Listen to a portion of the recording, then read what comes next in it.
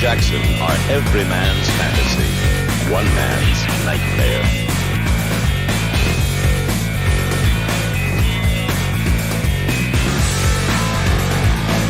When Donna and Jackson play, they go all the way.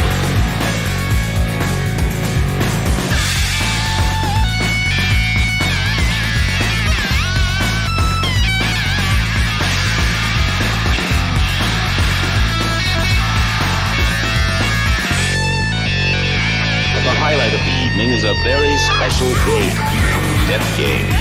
The object is to stay alive.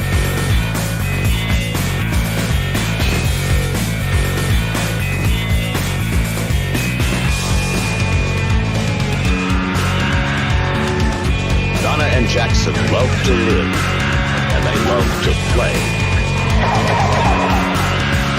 Their way.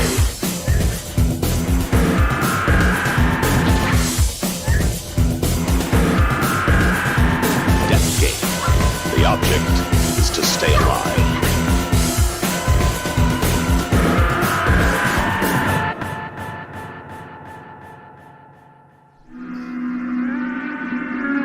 The deserted pier, an old empty theatre. Good. It's the ideal setting for the flesh and blood show.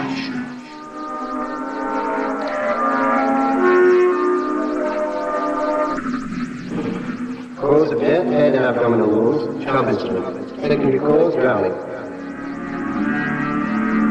At the flesh and blood show, it costs nothing to get in.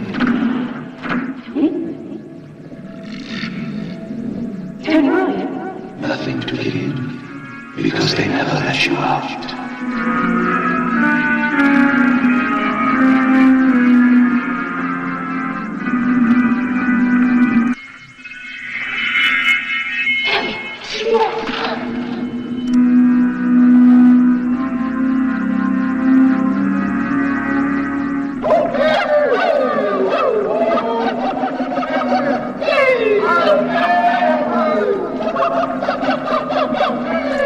You feel your flesh begin to creep.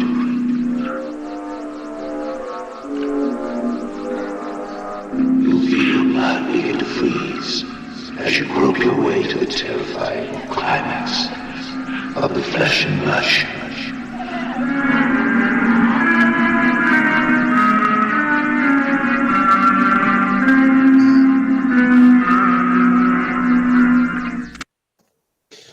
That trailer is just so chill. Yeah.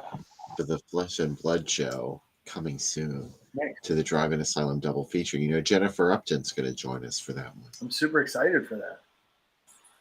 Me too. And then nice next to have her week, back on the show. Death Game and Marta. yeah.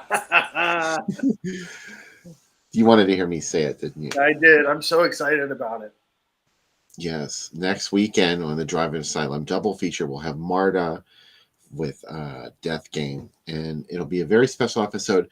You'll be able to tune in, stick with us. You'll be able to win a copy of Death Game on Blu-ray, courtesy of Grindhouse Releasing. Oh, man. Scott Porter asked, the credits at the end said lyrics by George Clinton. No, there's a different George Clinton that did a lot of Cannon's films. He was did a lot of scores and soundtracks. It is not the George P. Clinton. Parliament Funkadelic. So I often wondered the same thing myself. So yeah. But super excited for next week. As we all know, I love Death Game a lot. I love Marta maybe as much, if not more.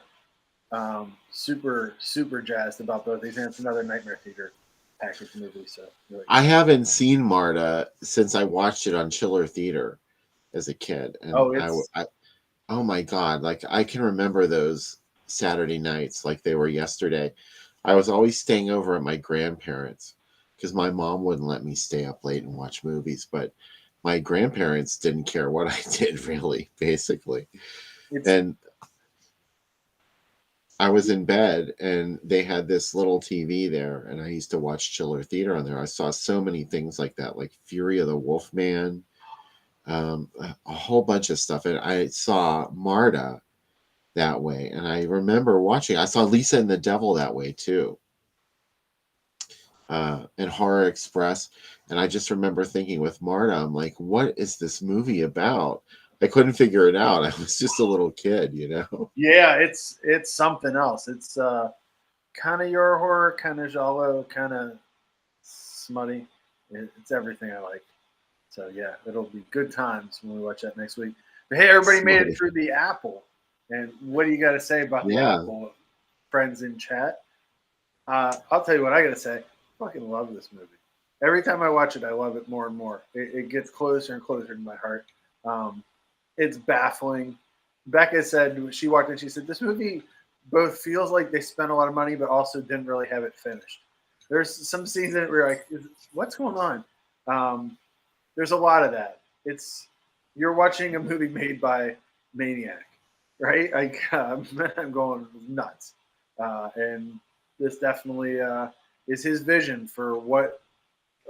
Could you imagine a world where this was as big as Saturday Night Fever? My imagination is not that large.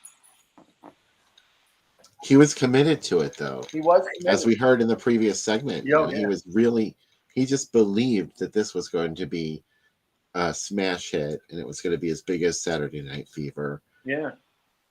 Right up until the very end. They made their own record company just to put the records out, which I had never heard before, and I thought I knew a lot about this movie. That's why I love having Austin on. He always knows something else about canon. Right on.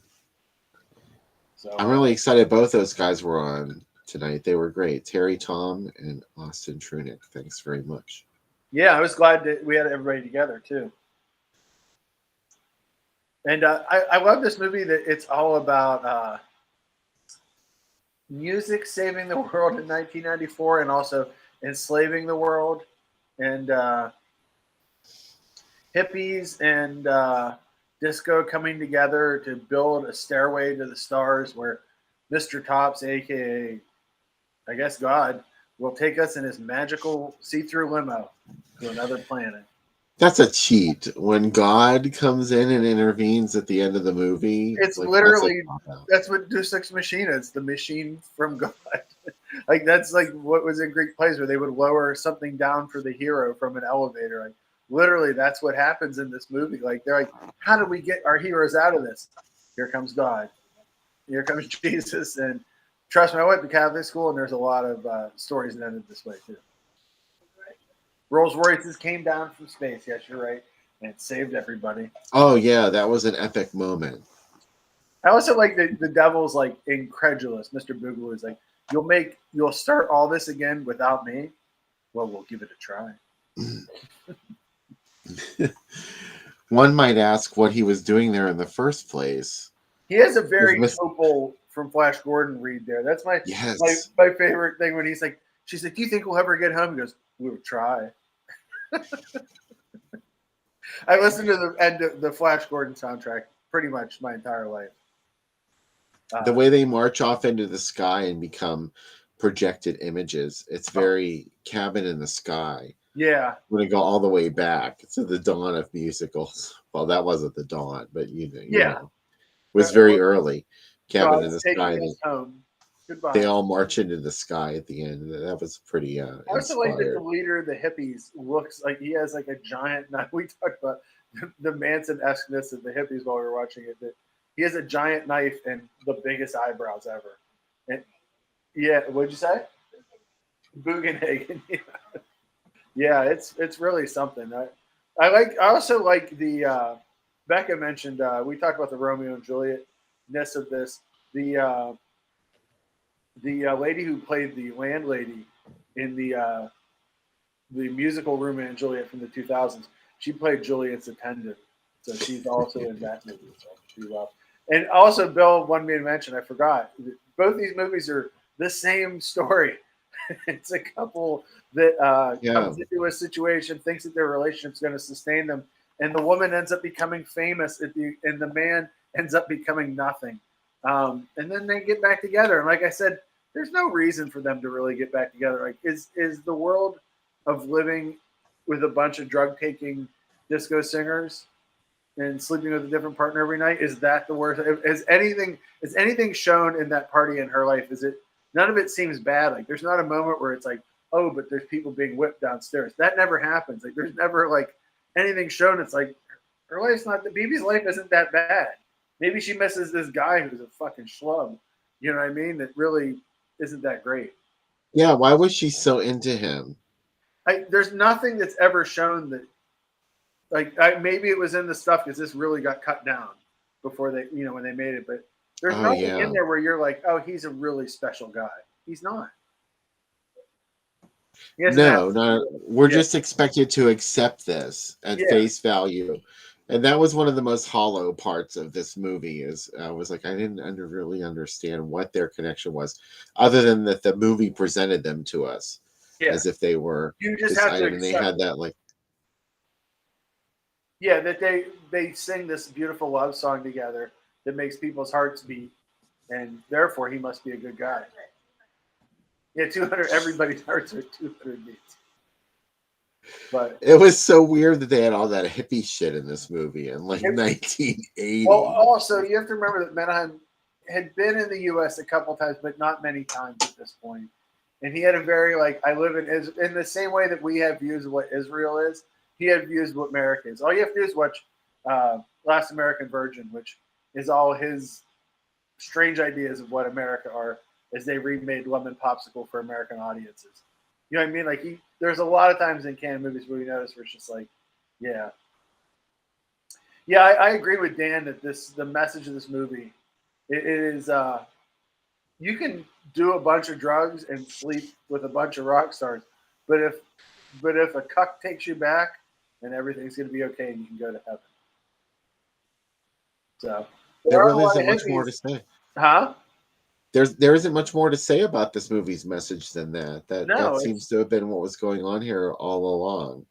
Yeah, I guess everybody can get forgiven. This is one of the reasons I was kicked out of Catholic school, because I said, if this is true, will I be in heaven with Hitler? Because I don't want that.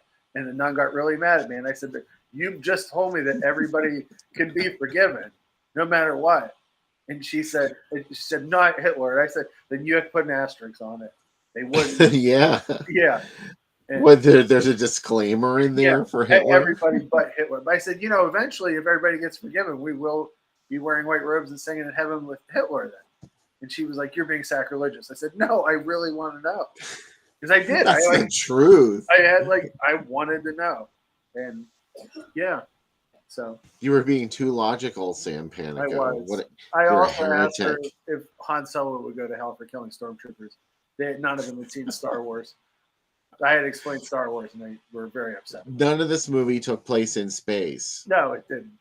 There was that poster that Austin showed us that suggested that it took place in space, but it did not. There's a suggestion that they're going to go to another planet after this, after the rapture. Post credits, yeah. They're going to take all these people off planet. Very similar to Rocky Horror, that they're all leaving. Right. A connecting thread. Yeah, connecting threads. Riff Raff and Magenta get to blow away the planet at the end and fly away. But yeah, who can say? I mean, I guess that's the lesson that we learned from this. I love the Black Guy's Amazing Stories robe, which was amazing. That robe was great, but way better than his as Bill said, the smallest package I've ever seen on a black guy. Yes. He was not representing very well, I have to say. Yeah. And that micro Speedo that he was wearing was not helping things. I also like that the black girl and BB sing that song to each other. Like, shouldn't she be singing that song to her boyfriend? Like, and him answering it versus like, I don't know. That whole section's a little strange. It was very weird. Yeah, I think that's one of the reasons I like this, though, because it was just, you were like, what the fuck is this? Where did this come The from? monorail scene, you just busted out laughing. You're like, what? She gets on that monorail. Oh my God. I was dying when that thing pulled up. I was like, what the fuck is this? Oh, the vehicles in this is a vehicle movie, right? It's like it was big enough for 5 people to be on. I'm like, this is public transportation in 1994. Yeah. Pittsburgh is still waiting for that kind of shit. I'm still waiting for an emergency vehicle with boobies on top of it, or whatever that one vehicle is, that the station wagon. Yeah. There's a In lot. Pittsburgh for years, they've been talking about this monorail system that's supposed to completely revolutionize Pittsburgh. And it's been like 40 years now. They've been They saw talking that about Simpsons episode and they were like, monorail? Monorail. And they were like super into it. My God, yeah. Where are you people? I'm Back in still paying. we'll have flying cars and stuff before we have a My monorail. transportation situation sucks. I need your monorail. Yeah, there's going to be sinkholes all over the city, so we need things flying above them to get us through. So I love the music in this movie. I thought this was that, especially that Coming song. Yeah. Which is actually a riff on a Donna Summer track. Don Gorisco brought this to my attention earlier on Facebook.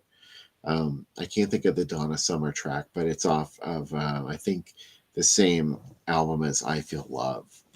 I actually, when my 6th grade teacher gave me that mimeograph sheets of bands that warned my friends about because they were satanic, Donna Summer was on it. And they mentioned how many times she orgasms in that song. And I Love to Love You, Baby. Yeah. And don't you think it's weird that a bunch of religious persons sat down and counted exactly how many times she orgasms in that song? I don't think that's weird at all. I think that's completely in character. Yeah. Like for overly religious types. Yeah. And they're like, I don't think women can come this way. I personally, they probably said, I personally have never heard a woman sound like this. This seems unrealistic and satanic. Yeah.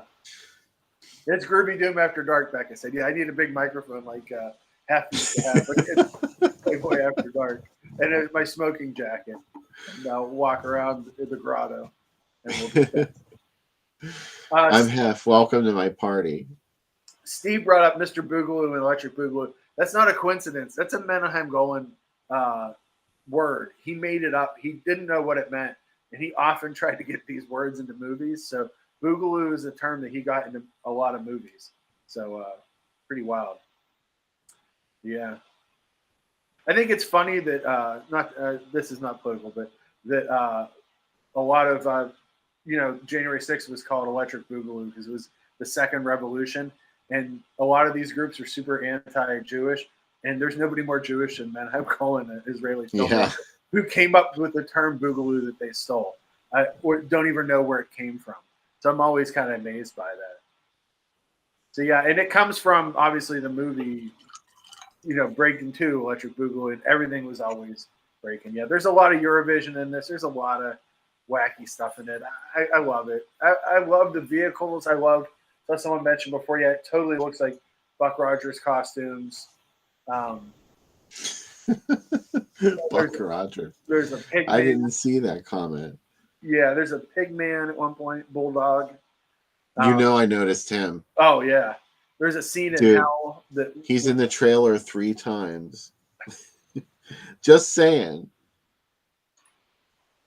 If this was a movie that you rented, and I rented it after you, when I put it in the VCR, it wouldn't have been rewound. It would have been on the scene with him in hell. With the there would have been a divot in the VHS. And whenever it came through there, would have been like tracking lines because it had been paused too long.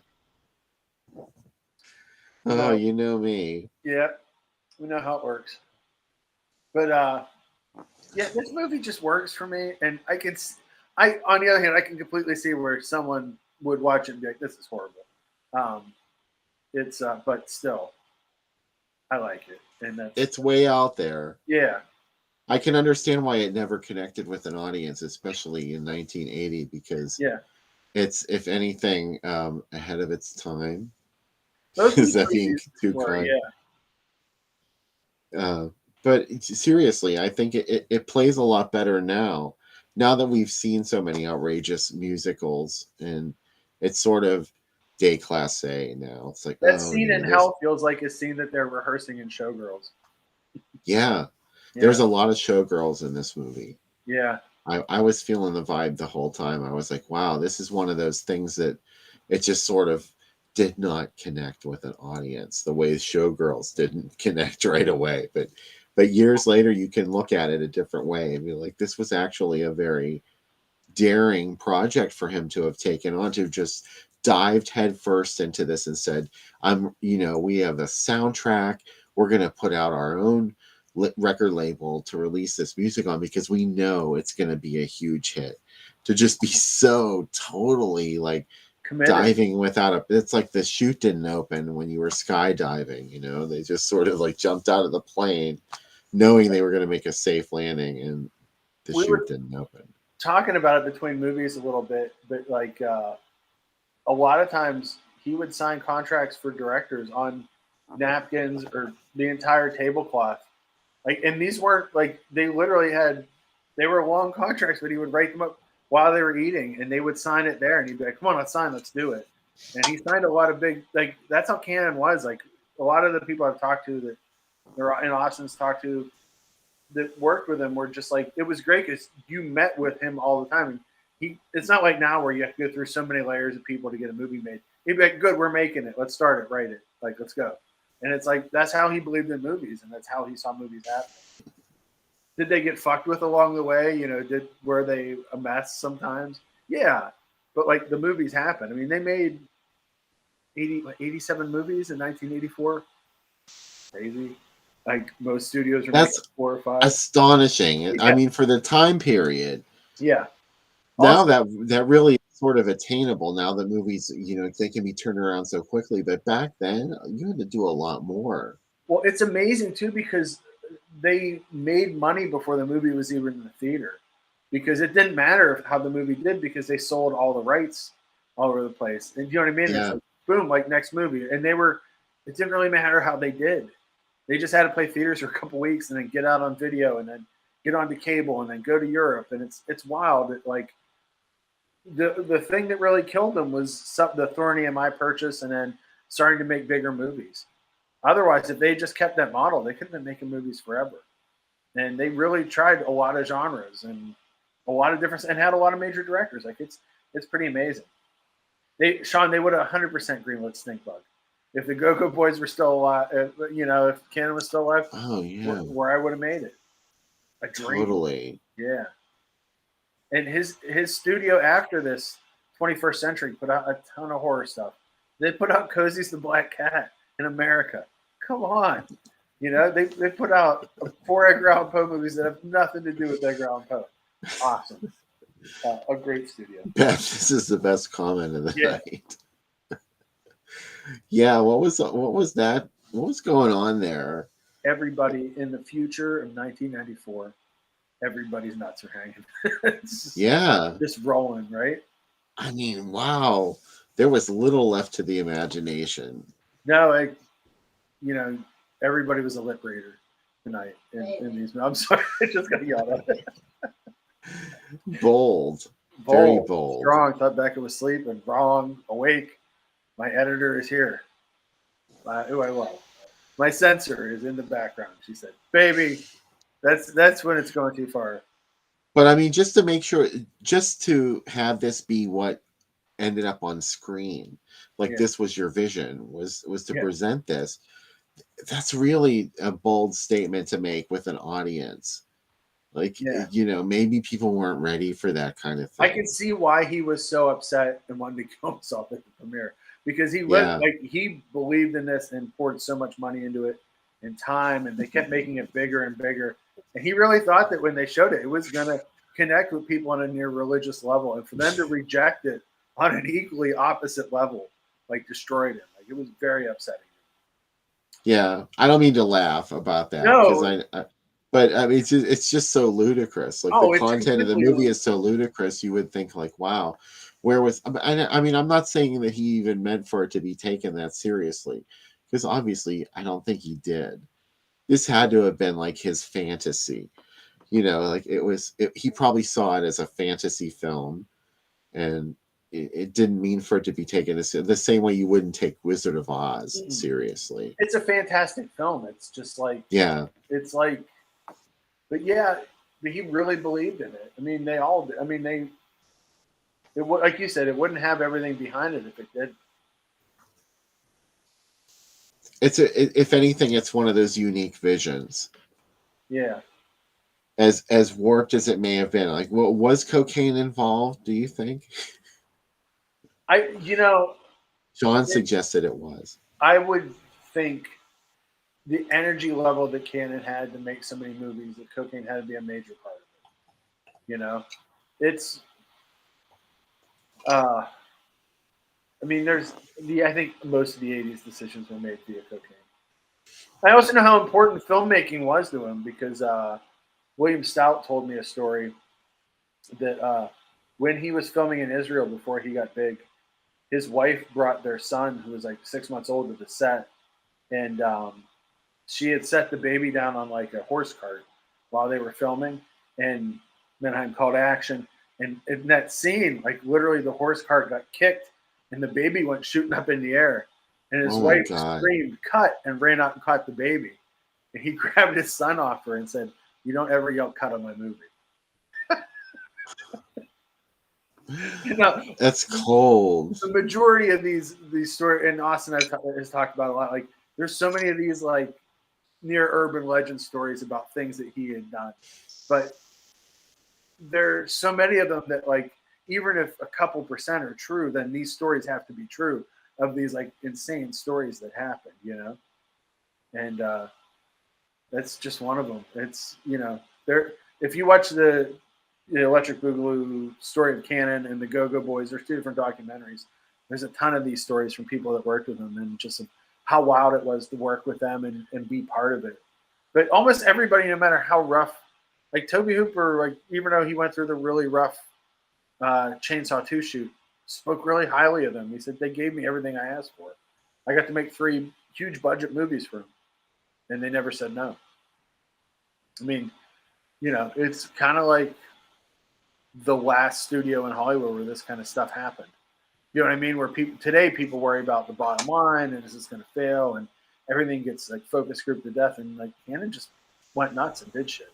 Well, I was just thinking about the Showgirls comparison because that's another movie that was fueled by cocaine, at least reportedly. Like we can't say that for sure, of course, but I think even Paul Verhoeven has addressed that. Yeah, because a large portion of the budget was spent on cocaine, and it just ended up being this like Beyond the Valley of the Dolls for the 1990s, and it is another movie that never connected with audience in its day, or at least it was sort of laughed out at theaters for being ridiculous and a terrible movie, and it was always like, oh, it's so bad it's good. But actually, I don't think it's so bad it's good. It's sort of been revised the way that we look at it. Like this was really sort of a really scathing satire, and it was incisive in a way that made people uncomfortable. Verhoeven always gets that because people watch Starship Troopers and they're like, God, he makes such a fascist movie. No, it's the most anti-fascist movie you've ever seen. Like it shits on everything. Like, and like, how could you watch? I get it. Like, people can watch something and pull whatever they want from it. Same as RoboCop. People are like, oh, that movie's really anti all the things you think it is. Like, his movies, but people see the incredible levels of violence and sex in his movies and think, because on one level, level one, they're exploitation movies, but there's a level beneath it that really is, this is what he's trying to say. And that's why I love his movies. especially Showgirls, which it's on Tubi. I mean, saying we couldn't show it. You know. It had a killer soundtrack for that too. Yep.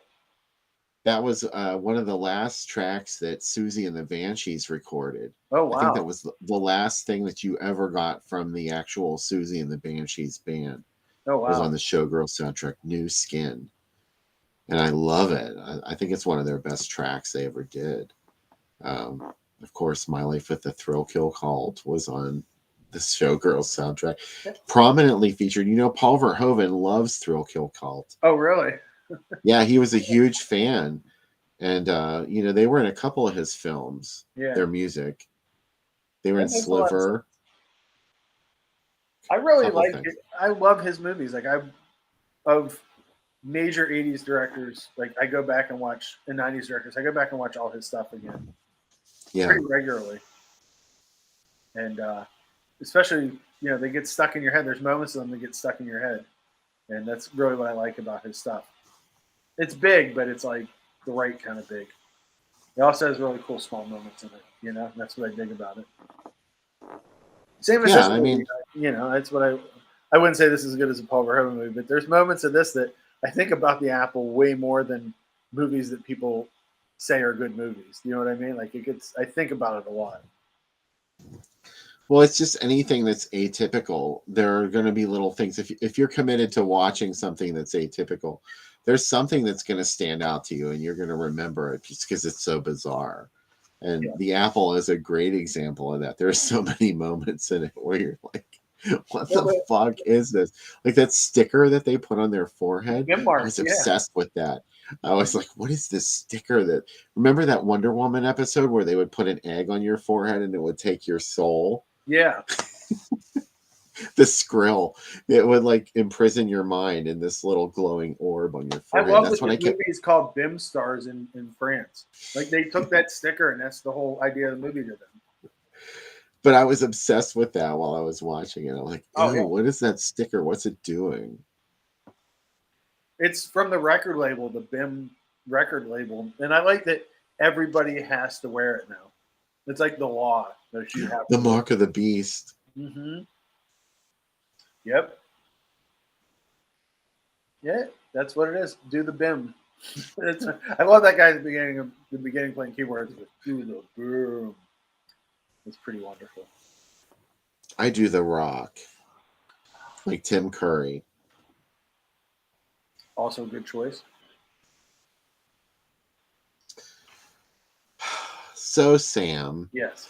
do you have mail to show us from this week? I sure do. And I have some stuff I bought in stores too. First off, if you do like more theatrical modern movies, Walmart's got the Black Friday sales already. Rampage, which Beck liked and I liked, was $3. Pretty fun monster movie. And this 2-pack came from the dollar store. An Italian Western. Looks Arcana being on the cover. I had to get it. And Cisco Kid, that's $1. And a lot of Dollar General sales started. All right, these are from MVD. It's a movie about the first person to saw Star Wars, 5/25/77. It just came out. Alienoid, this is from Well Go Entertainment. We just sent that. I have not seen it yet, so no review yet. Alienoid. Alienoid. Let's see what else we got. This is from Cult Epics, Madame Claude, which is another Just Chicken movie. They were putting those out, which is pretty cool. Excited about that. On another Walmart sale one, The Forever Purge, which actually was pretty good. This is a test one. This isn't too exciting. It's a white label test, but this is Ghost Watch, which is coming out on Blu-ray from MVD, the British pseudo documentary. And Wellgo also sent this, The Ambush, which is a military movie. And finally, from our friends at Visual Vengeance, Heartland of Darkness, which is the Lost Linnea Quigley movie, shot by the same guys, the same crew that did Beyond Dream's Door, which Vinegar Syndrome put out last year, and it's really good. It was shot at Ohio State University with students, It was actually somebody's thesis film, turned into a grindhouse movie, never finished. Interview with the directors on my site, but it's packed with, obviously, let's open it up. I haven't opened it up. Let's see the extras, right? I hope there are video stickers inside it, Let's see if I can get it open. like Suburban Sasquatch, which you should still buy if you haven't purchased it. Please do. All right, there's the other cover.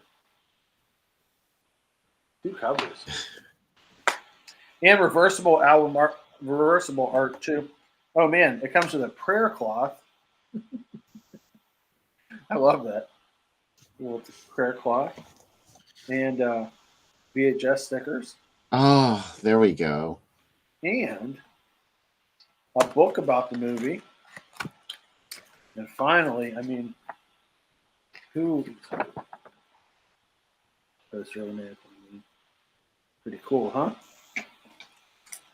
And The Queen herself. The Queen herself, and she is actually interviewed on this disc. And there's a really nice book about the how the film was made, and it really stayed around for. It was mentioned in Fangoria a lot of times, and it was near finished. A couple of different people tried to get it done, and Wild Eye Visual Vengeance, so they got people to get it done.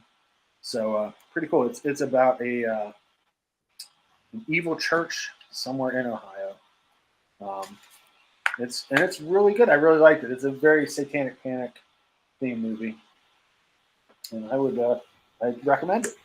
I recommend all the Visual Vengeance stuff because the nice thing about it is even if the movie, actually I like almost all the movies that they put out, but even if not, they're interesting and they have a lot of story. This even has the work print of Fallen Angels, the original cut, and the Blood Church trailer that this was trying to be sold under.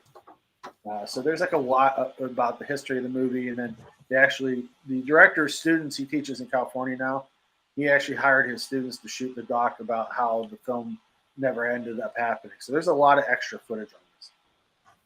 So they really do, not just because Bill and I have been employed by them to do films, but even if not, like I'm really astounded. The director said, he goes, they're really the Criterion collection of junk movies. So I was thinking about a way to describe our commentaries for those films, and I just kept thinking the only part that ever bothers me is their gibberish when they start raving on and on. That's us. Yeah, but you can watch it without us. But for better or worse. I'm happy with the ones we did. So me too. I love doing it, and yeah, I'd do as many more as they asked us. I'm excited. There's a couple more in the can, so I'm excited to see what happens next. It's still waiting to be released, but they will be. They'll be unleashed one day. Yeah. So soon enough. And MVD's putting out a ton of new stuff. It's pretty cool. So this should be the Dogs of the Week segment. No, I enjoy these movies. These aren't the Dogs of the Week. If it was the Dogs of the Week, I would talk about the Hellraiser sequel or Smile that I watched this week. Neither of which I enjoyed. Smile? Yeah. You didn't like it? Yeah. Did you see it? No, I haven't seen it, but I'm probably not going to watch it, so don't, worry about spoiling it. It follows The Ring, same idea. Yeah. Inevitable death. It's like a J horror ripoff. It's got everything I hate about modern horror: CGI blood, herky-jerky possessed people that kind of show up and the camera tilts. Oh, I hate that. Yeah. A lot of jump cuts. It's just inevitable, like happy ending turned into a bad ending. It's all the stuff that happens in The Ring. And but the American directors took and tried to make their own thing. I didn't like it. This week I watched X and Pearl back to back. And I wanted to get your thoughts about both of those movies. I know that you liked Pearl a lot. I really liked X. And I think the reason why I liked it was I'm fascinated with the people that decided to make the jump from the golden age of adult to the VHS era. And the idea that these characters could Yeah. be them is interesting. For better or worse, it destroyed the era of sequential filmmaking for adult. Hmm. And that's interesting. At first, I didn't like it because it felt so beholden to Texas Chainsaw Massacre. It feels very much like a cover of it.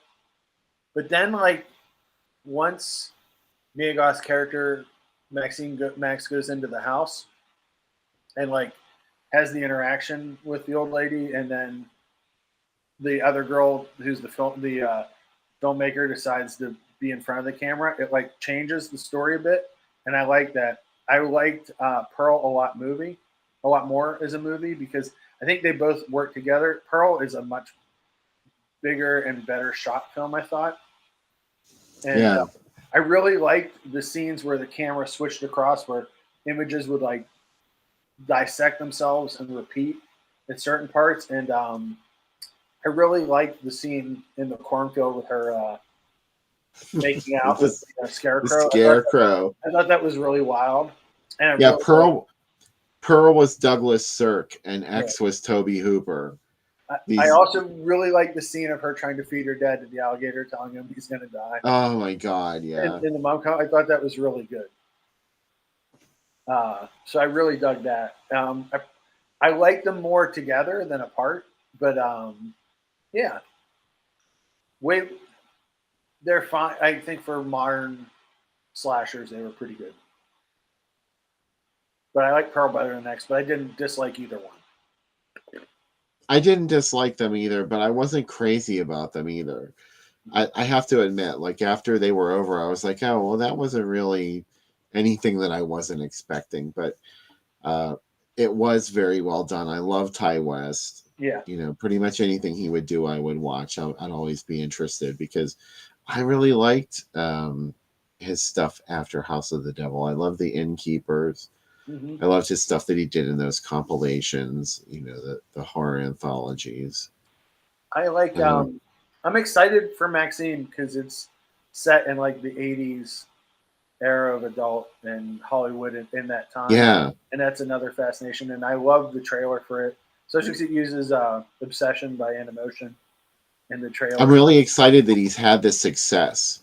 Yeah, that this is something that he's doing and it's working and it's allowing him to make more films, and he struck while the iron was hot. Like those two movies came really close to each other because they were stuck in New Zealand or Australia Yeah. where they shot it, and he said, we have all this time, we're the only safe place in the world to shoot a movie. Like, we have 2 weeks of quarantine before we go back to the US. Like, let's just make another movie. And that's fucking awesome. Do you know what I mean? That it's amazing that he constructed everything that happens in Pearl, which feels like a bigger movie like that. And I thought that was really cool. So yeah, I mean, I don't want to talk bad about it. I mean, No. I have to admit that I liked House of the Devil better than either Oh, one. well, that goes without saying. I don't think, I hope he tops that movie, but that movie, like, I love that movie, so I have nothing bad to say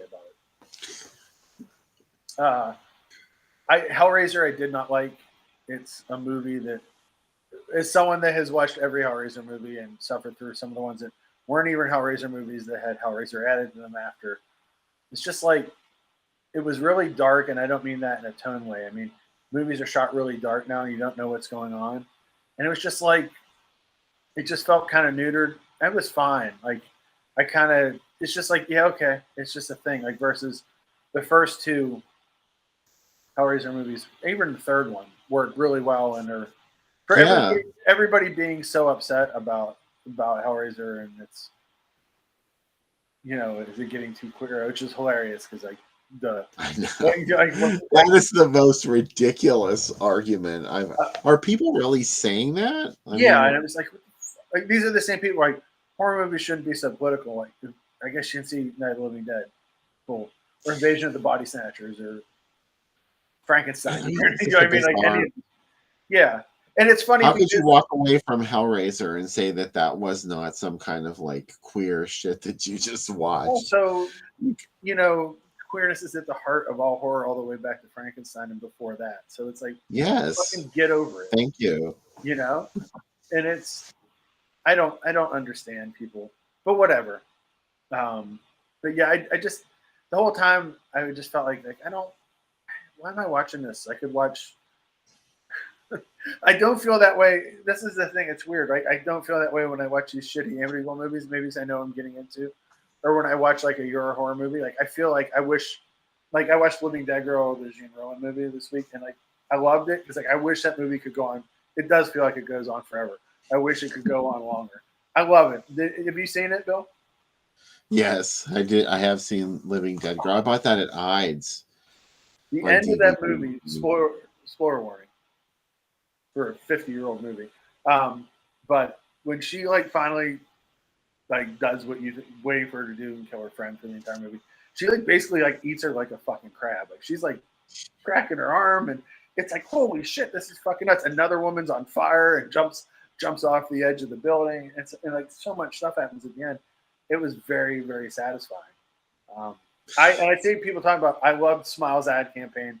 The ad campaign was great. If only the same thought went into the movie that went into the ad campaign. And yes, it's very William Castle, but William Castle also made great movies. So like William Castle's ad campaigns and his movies were even to me, right? But yeah, it's like kind of I don't know how you make a Hellraiser movie that's so I see what Dave said. It's very forgettable. It's like okay, like I had no feelings at all when it was over. Like not really positive, not really negative. Like I don't really care. You know what? Like, and I agree with him. Here's my other thing I hate about movies. Movies where people go back home and have to settle the affairs of their family or work something out with their family. It's like I don't give a fuck. Like I just make a fucking horror movie. Like I don't need to work out the problems of the world. Like just scare me or or do something cool. That's why VHS 99 I really like that's on Shudder right now because it's got one great story in it. Well, it's got a couple great stories in it, but the one I really like is about a Nickelodeon-like game show, like the Treasures of the Hidden Temple, and a girl got hurt in it and ruined her life. So her family waits 10 years and kidnaps the host and puts him through the same thing to try to kill him. It's real good. I haven't seen it yet, and I it's on my list. It's good, and it's also got a Danzig song in it, so I liked it. It made me like it. Yeah. I'm a sucker for dancing in horror movies. Yeah, so it's good. I really like it, and the same guys that did that did Deadstream, which is on Shudder now. Which, you know, I don't like found footage movies, and I don't like streaming kind of, you know, like movies where somebody's streaming the whole time. So I shouldn't like this movie. It's about a streamer who's forced to go to a haunted house because he's fucked up his career so bad. It's really good. It's like goofy Evil Dead good, like where the main character gets his ass kicked Ash style the whole movie, and it's so much fun. Like it's way more fun than it should be, and it's one of my favorite movies I saw this year. So yeah, there's always an exception, isn't there? This is, and like it's really fun. Like it's really funny too. So I would definitely recommend that. And then you know what other movie? I saw another movie on Shudder this week. I really dug. Let me look. I had it written down because I have to do a review of it. What Josiah saw? Have you seen that yet? No. Oh man, I think you're gonna love it. It's about this family that all comes back home to their farm because they want to sell the farm and talk the rest of the family members about selling it. And then there's chapters of each of the family's lives and how their family life has kind of destroyed them. But I say, you know, I don't want to see family stuff. This movie makes sense. This movie works. And Robert Patrick from T1000 fame plays the father of the family, and he's fucking great in this movie. It's really dark and really sinister, but it's really good too. There's a scene with they have to steal gold from these gypsies that live in the trailer park. And the two guys say, we're going to go steal the gold and leave the other guy there. And they're like, you just hang out with this gypsy family. And it's very upsetting. So it's good. I really like that too. Shudder's got some cool stuff on there. And Dark Glasses is on there too. Speaking of Argento, if you want to watch the new Argento, it's you gave that a thumbs up, right? I gave it a thumbs up because they had water snakes in it. And that part's awesome. That part reminded me that, oh yeah, Argento made this because you're like, it's pretty. Don't expect Inferno, but expect something better than what he's been making. So I dug that. Amityville Thanksgiving. I watched this week too, and Ghost of Amityville, and then tomorrow Amityville in Space. Super excited. Um, really living my life right, you know. As And, you should be. Yeah, and I got a whole bunch of other stuff coming in soon. I'm doing another film fest next week. Slowed down for a little bit. Now I'm getting ready to ramp back up. This is my George Bushisms. Like I'm Dana Carvey as George Bush. Really, I was really happy with these two movies tonight. These are two movies I think that should be seen together. So I'm glad that we did it that way. Yeah, I think it worked out really well with these two films together. Yeah. I wanted to show you guys some stuff that I yeah. ran on the page this week on Groovy Doom. And one of them is this different ad design for the Warriors. Oh, how a awesome! movie that really upset people when it came. Like people were so upset about the violence in it. Were they really? Because I remember seeing a thing on the news of people talking about, oh, it's so bad for people when it came out when I was a kid. It was on like 2020 or something. These are from London, by the way. I should stipulate.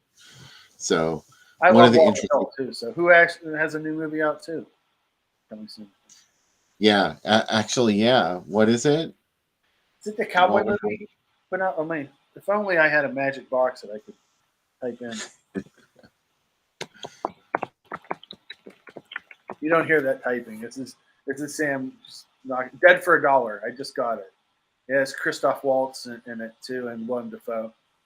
So yeah, I'm excited. I have it and I haven't watched it yet. So excited. I love it.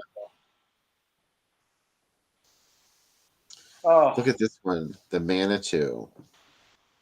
A totally different ad campaign. That's what's intriguing about these British ads, is sometimes they had completely different ad campaigns as opposed to the ones that we've seen over and over again in the United States. So this has been really interesting. This is definitely one we need to show. Oh, anything William Girdler is a must. Yeah. Did we do Abby on the show? We did Abby, yeah, because we did it with the. Okay. With what's the German Exorcist one that I like? Magdalena. Magdalena, yeah. Wow, what a double feature, right? If only we could do reruns. Oh, I could watch Magdalena anytime. Look at this. This is intriguing, isn't it? Yeah. Cannibal. Do you know what movie that is? No, is it Slave of the Cannibal God? No, it's Jungle Holocaust. Oh, okay. AKA the Last Survivor. Yeah, that makes sense. The Last Survivor is what it was known as in the United States, and then it was reissued as Carnivorous. So it was, all about the cannibalism. That ad's beautiful. The split, and especially the guy's hand going across. And of course, Psychic Killer as the B feature. I like that. But we'll come back tomorrow and find out what time they're playing.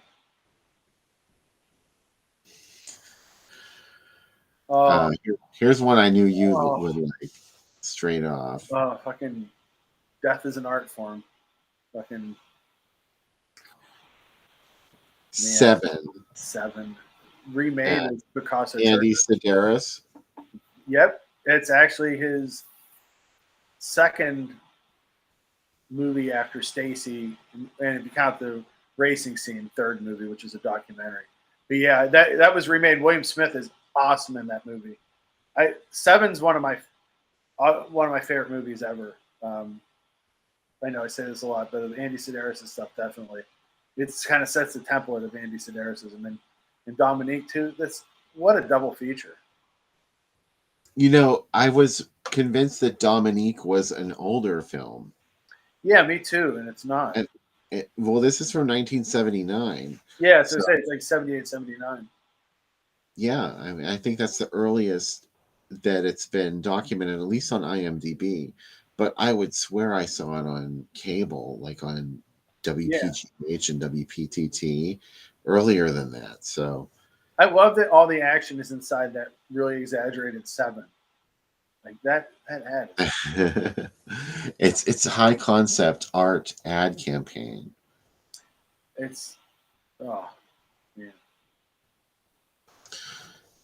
So there you go. Have I ever told you how much I like Andy Sedaris? I have heard that from you on I've more than one occasion. man said I enjoy his films. They're ridiculous, but and they're very warm blanket movies, right? Because like, especially the later ones, they follow the same format. You know what I mean? They start with like a jacuzzi scene. They end with a jacuzzi scene. They're set in office buildings. You know what I mean? Like, a lot of the same stuff happens, but they just work. I don't know.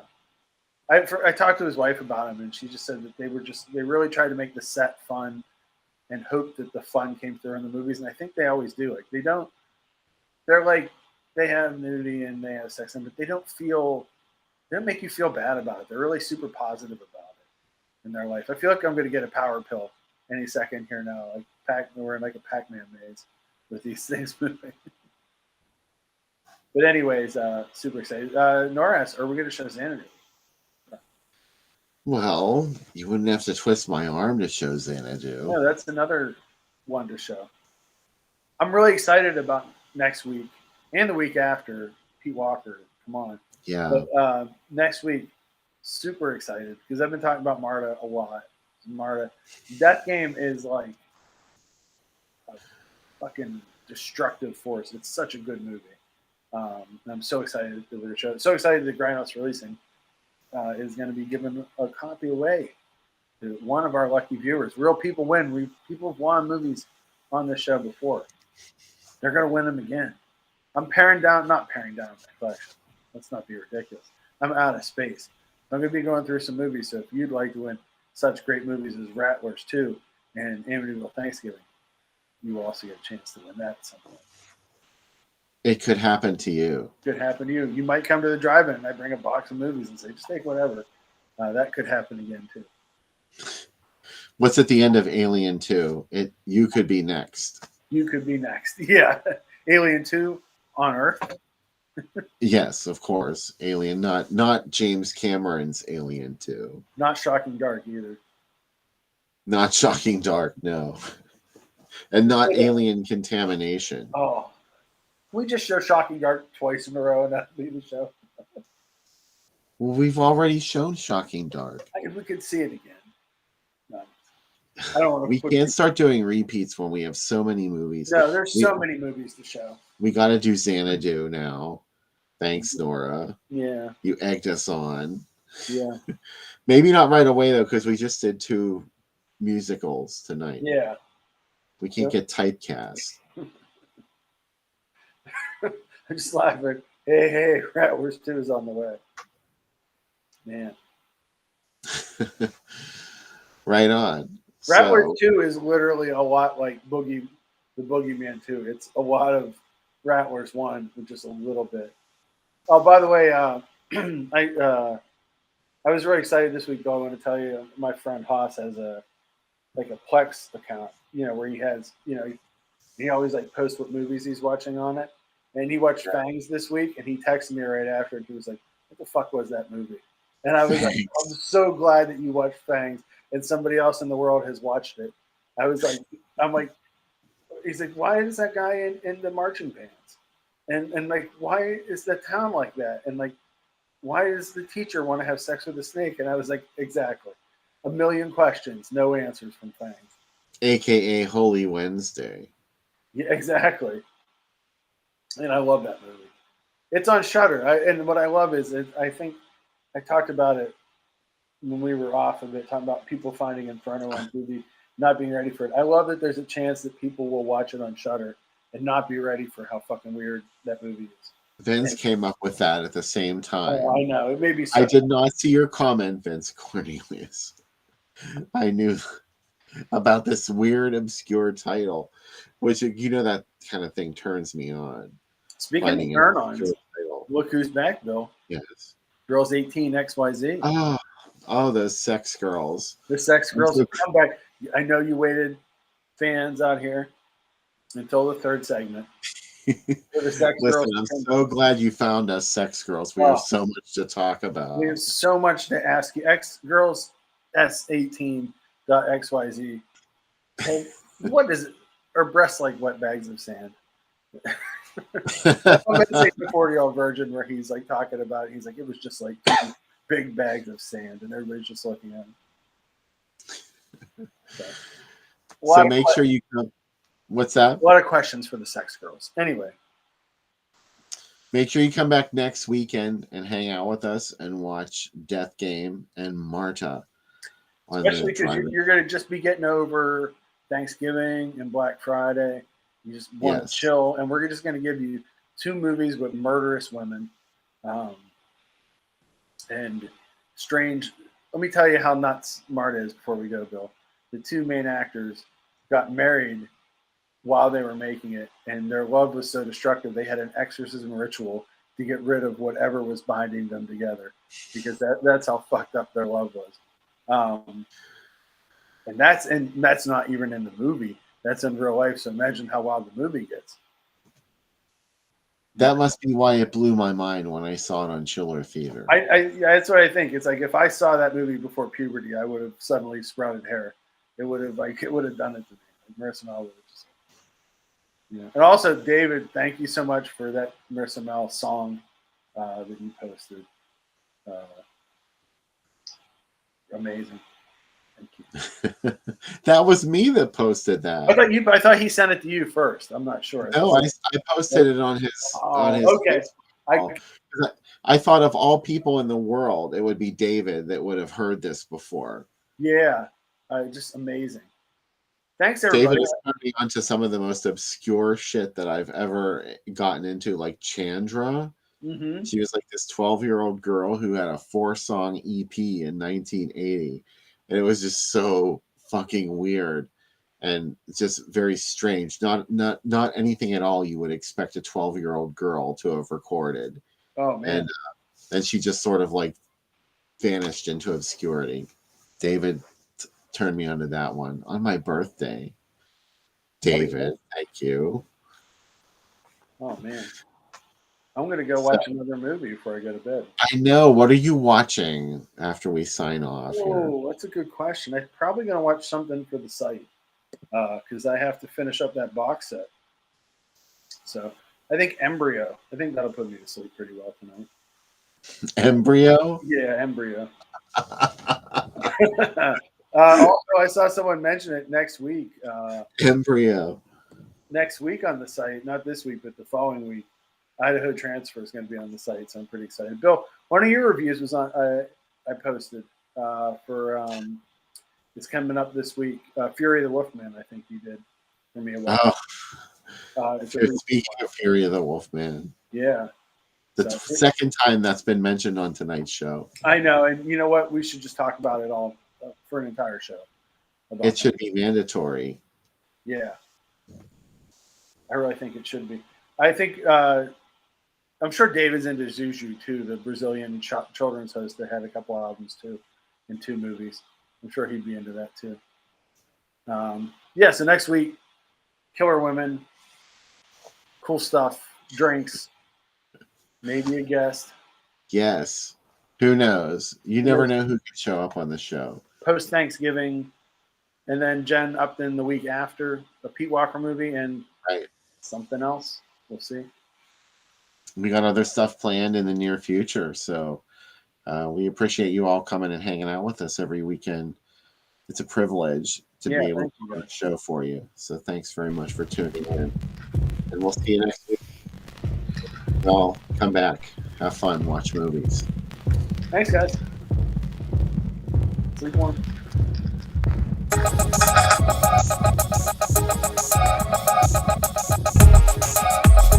Under 17 not admitted without parents or guardian.